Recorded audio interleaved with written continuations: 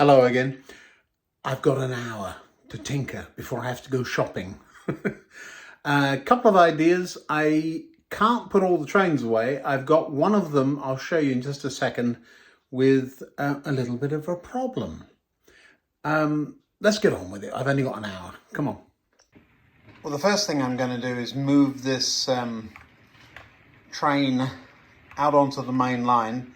You may notice we were working on this one the other day, and the rear carriage, the brake third, I think it is, isn't there anymore. And I'll show you what's going on with it. But first, I'm going to be paying particular attention as I back this one around this upcoming second radius curve.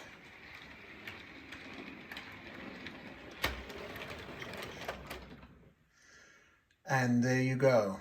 Do you see that? Now, I never back this train up, but I just did. And for whatever reason, the bogie at the back has popped off the track. Now, what I'm going to do next may seem a bit strange. I'm going to continue because I want to see, without me touching it, what happens there. So the carriage should stay upright because the bogie or the wheels will be in between the tracks. Now that's what I thought. This is an interesting little fault. I promise you, I really do have very smooth running and rarely have derailments. But when I do, I'm showing you them because we're going to try and solve them. I don't put up with nonsense. The last thing I need to be doing, and this is the last thing I need to be doing, is re-railing stock all the time. Now, both that pair and that pair went round that corner very nicely. We're going to try that again. More or less normal operating speed. It doesn't run at 90 miles an hour. And no problem forward. Everything's on the track. Now we're going to go backwards and see what happens.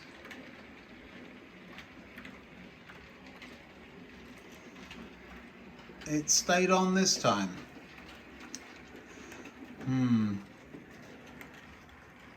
I'll tell you what my theory is. Hold on one second. Let me just stop this thing.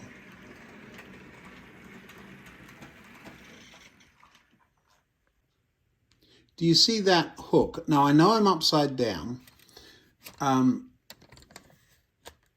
but sometimes these hooks get stuck on the brake pipes.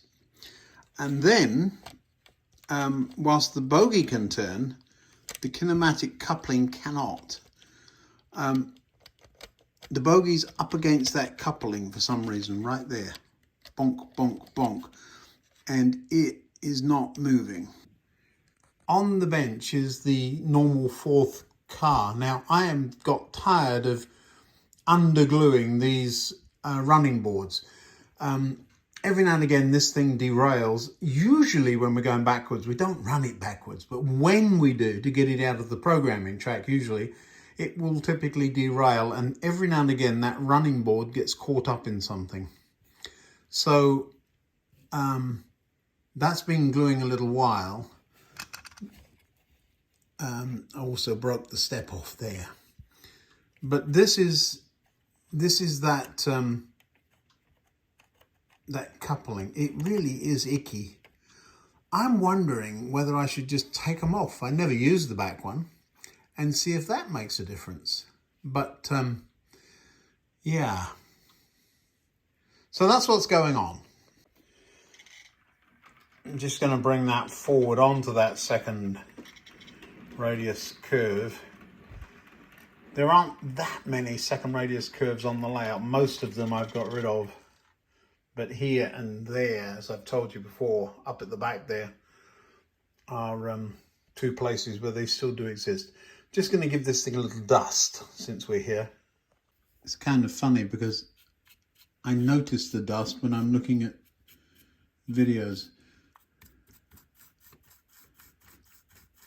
Really all I'm doing is moving. I can't see the dust with the camera in the way, so I'm going to look through the camera at the dust. Really all I'm doing is moving it around rather than removing it, I think.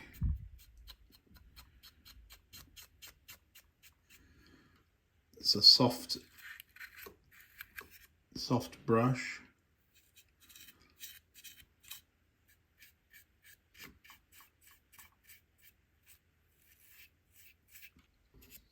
I know, I missed a bit. Do you see that?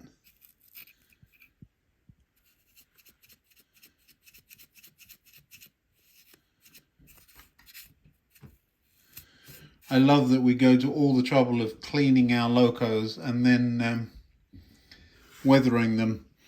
I'm in two minds about weathering. Oh, now I've started the discussion, haven't I? All right, I think that's it.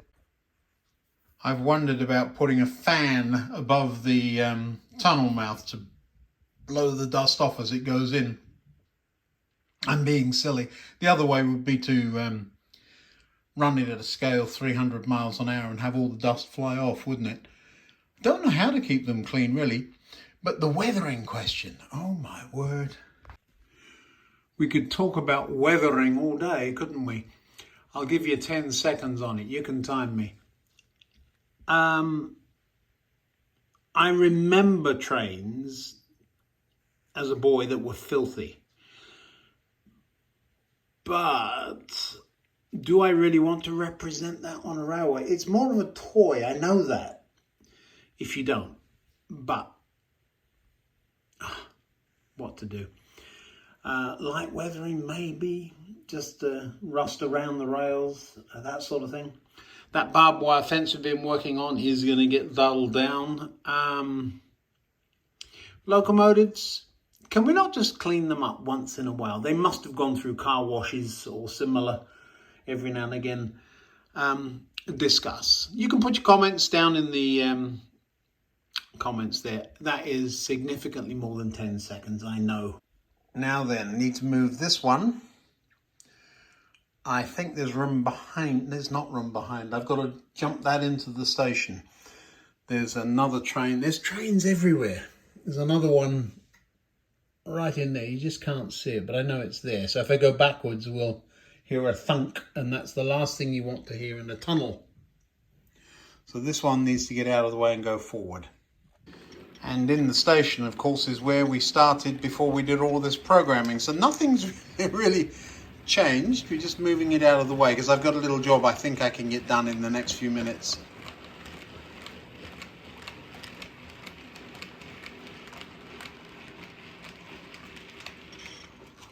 Fourth rail, yes. Well, another little experiment coming up. You ready?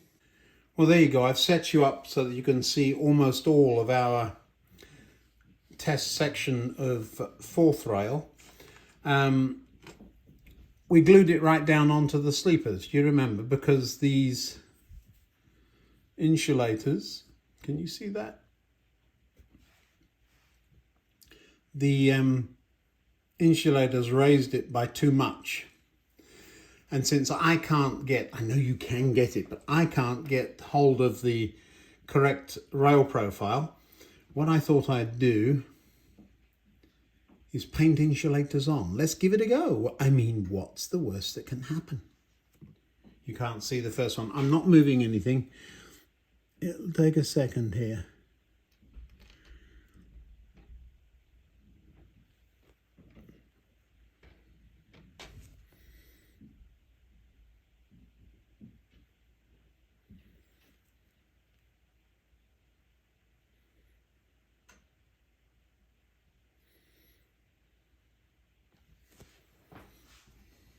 How's that look? From a paint point of view, I think I've done okay. A couple of them with some glue on the sleepers.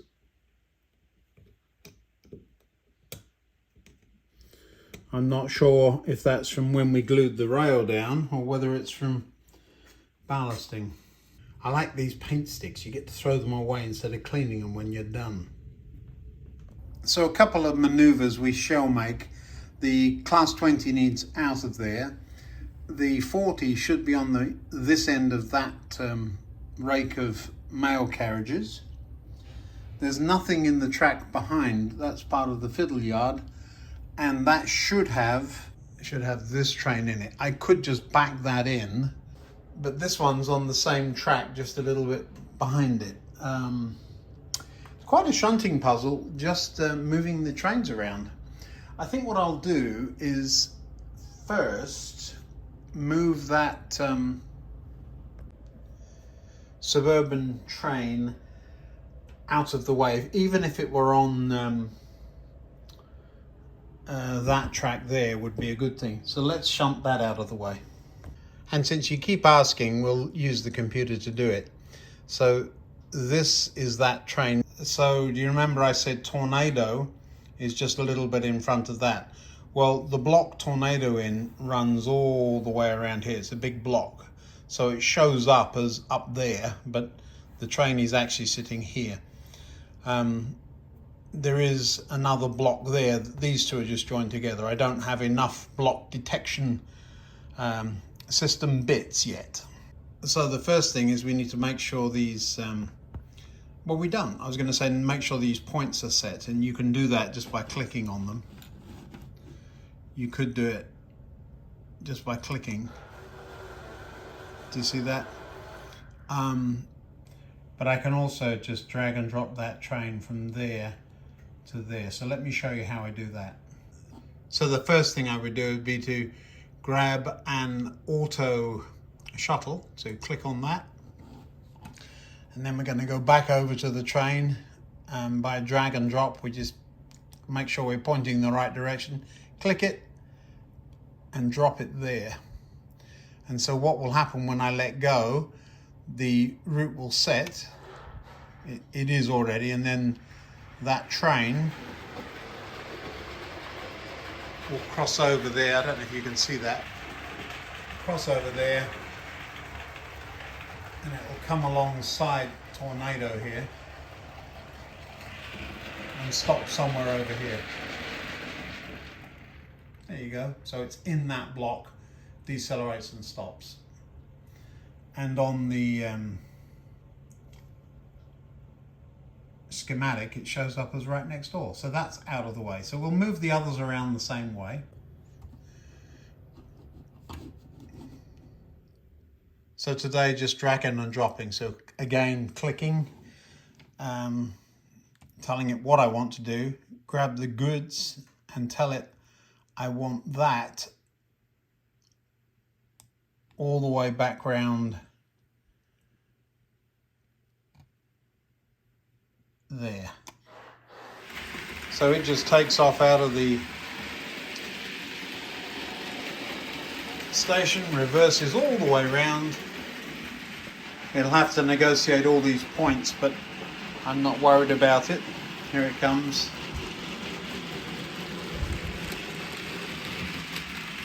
Now going backwards, the interesting thing is that the block still hasn't detected it, so it may go quite far.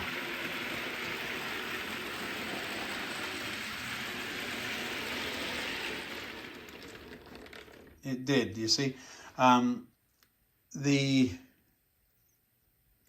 engine would usually come in frontways, pulling the train, and this is one of the glitches that I haven't yet sorted out.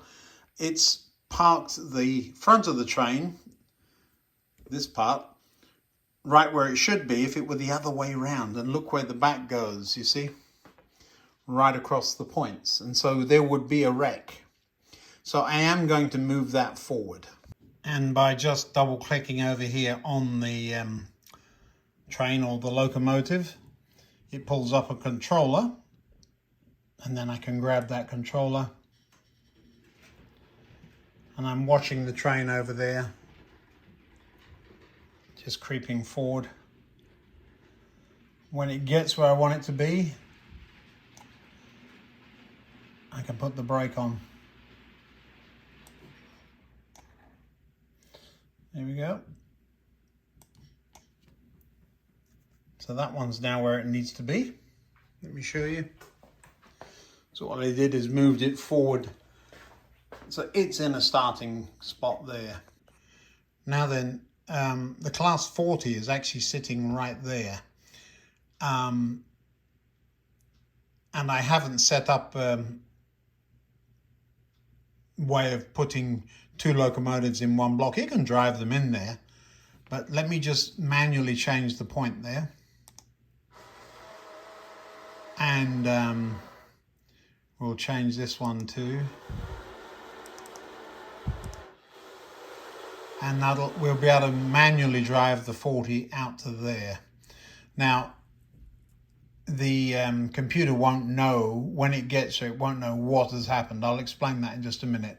But first, let's get hold of the 40 over here. We'll double click on it here. It'll bring up the controller and I'll drive it. So same procedure, all I'm doing is driving that 40 out. And something should show up in that section there. You should see it. There it is, you see? So the computer knows something showed up there, but it hasn't got the first idea what or where it came from. So now we're going to have to load the 40 into that block. Now to do that, I select it and drag it and drop it. Now you've got to get it the right way round. I happen to know it's that way round.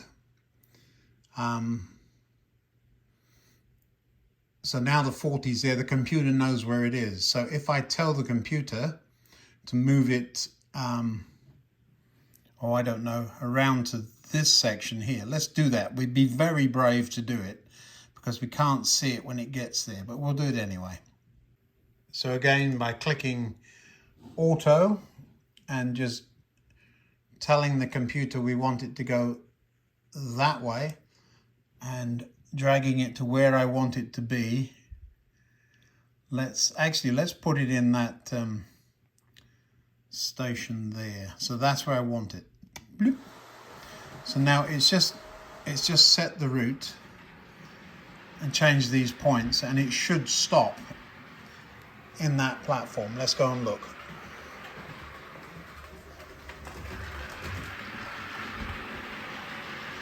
So it's coming in as if it's dragging a full train, and it should stop at this end of the platform, just sticking out a bit. So there you go. So that's how it works. The computer's stupid. It doesn't actually know what it's controlling. I have to tell it, but once it knows, it will keep track of it. We still want to get this on the front end of that there. So we've now got to get the 20 out of the way. We should be able to do that with the computer. Let's give it a go. So Sherlock, there it is. Now there is another train sitting right in front of it. I don't have detection on the wheels or resistors on the wheels, so it won't know what. So we're going to reverse this one. I'm not going to put it into the station there, because if I do, it will crash into something. So we're just going to move it from here around to there. So Sherlock has arrived in the section it's supposed to be in. Now there is a little problem with Sherlock and the CV values. I need to set up the coasting. So if you turn the power off, not the electricity, but you turn the, you simulate the power going off, the thing will just roll on forever until you apply a brake. Well, if you haven't set up brake, it will just keep going and crash into things. Like my tripod, which was at the end of that wagon there. Now we could continue messing with the computer. What I would now have to do would be to move Sherlock into this block and then move the 40 back into the block that Sherlock is currently in, because the computer won't allow two trains in the same block unless I get into the programming and override it, which we're not going to do. However, there is plenty of track in front of Sherlock before the point we need to get past. So we'll do this one manually. So I'd set you up fairly wide so you can see what's going on.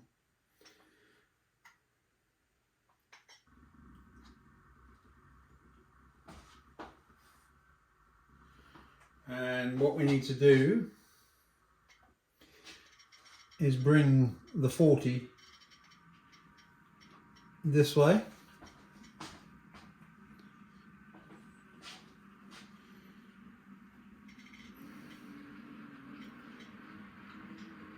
I can't see it. It must be, you probably can. There it is.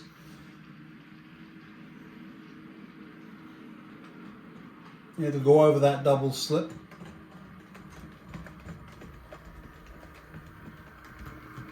And then we'll stop. And now it can go. So now the 40 is going backwards. There is an A and a B end, I'm quite sure. I have no idea which end is which. And so I have decided that the end with the fan is the front. F for front and F for fan. But who knows if I'm right. So what will happen now is the 40 will disappear into one of the fiddle yards. I can see, you might be able to see over here because the front is off, and we'll bring that back out, remembering that there is a train in front of us.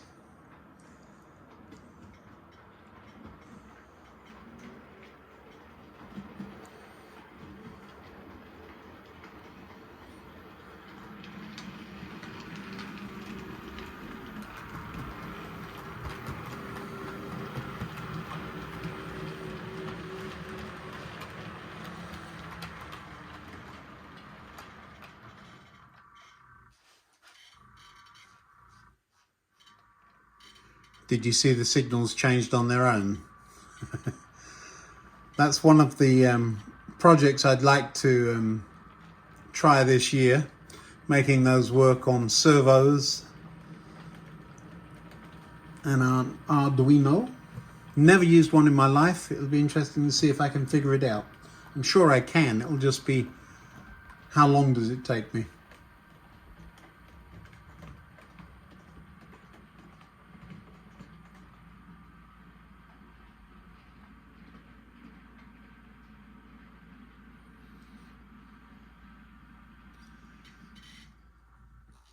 That will do. Now then, we need to change 41. The idea here is to get Sherlock out of the way so that we can reverse the tornado back into where it is supposed to be.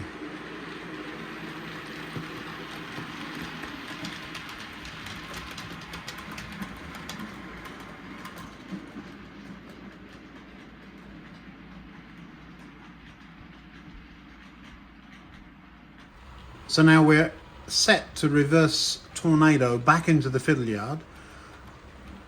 There's the back end of the train there. And we will then have one train where it's supposed to be. I don't know what that jitter was about, unless my oboe was on the track or something.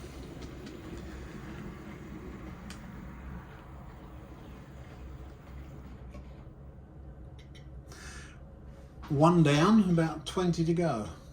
Well, my time is up. Doesn't seem like an hour, but it is. It feels like I didn't do anything, but a couple of tracks clear. There's nothing there, and I've got one road into the branch station empty. So we did do something. I'll have to get that cleaned up probably before I see you next time. Thanks for watching. See you next time now.